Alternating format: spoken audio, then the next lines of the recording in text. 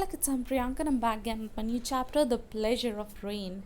How do you think Leniko knew that it was going to rain?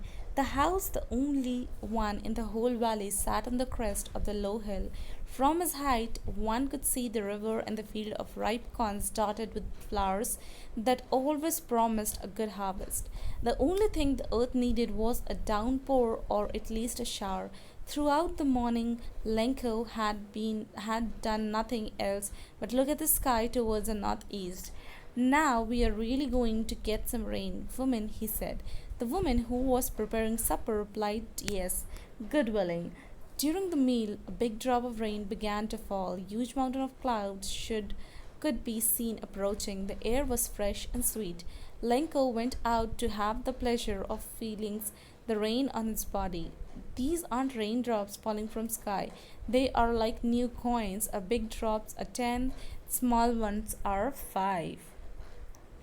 The night of sorrow. He looked at the field of ripe corn with its flower wrapped in the curtain of rain, but suddenly a strong wind began to blow.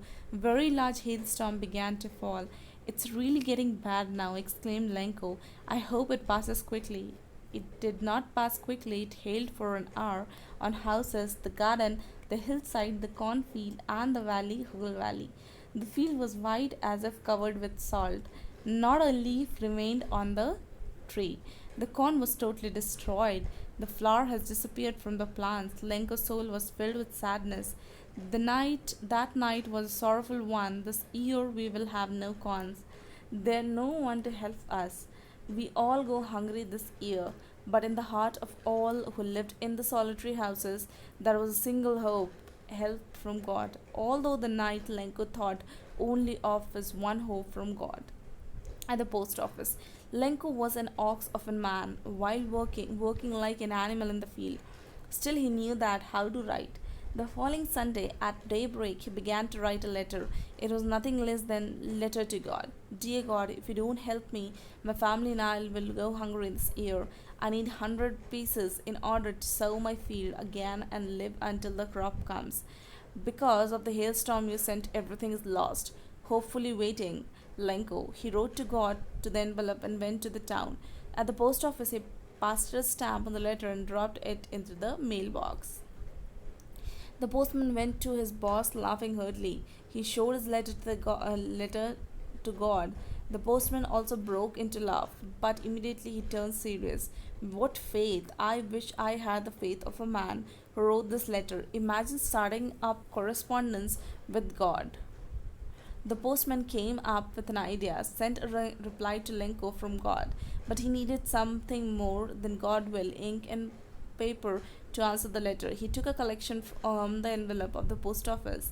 He himself gave him his a part of salary, but it was impossible for him to put together 100 pesos. He was able to send the farmer only 70 pesos.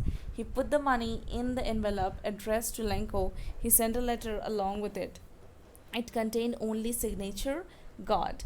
God replies. The following day, Lenko went to the post office earlier than usual. He asked the postman if there is any letter for him. The postman handed a letter to him. The postmaster looked on from the doorway to his office. Lenko showed not too slight surprise on seeing the money. Such was an confidence. But he was angry when he counted the money. God could have made a mistake. Immediately, Lenko went up to the window to ask for paper and ink. He sat in the public writing table. He started to write. When he finished, he went to the window to buy a stamp. He licked the stamp and fixed it on the envelope with the thumb of his fist. The moment the letter fell into the mailbox, the postman went to open it. Mercifully, God, of the money that I asked for, only 70 pesos reached me. Send me the rest, since I need it very badly. But don't send it to me through the mail, because the post office employees are a bunch of crooks. Lenko. And this is written by Giorgio Lopez Fuentes. Thank you.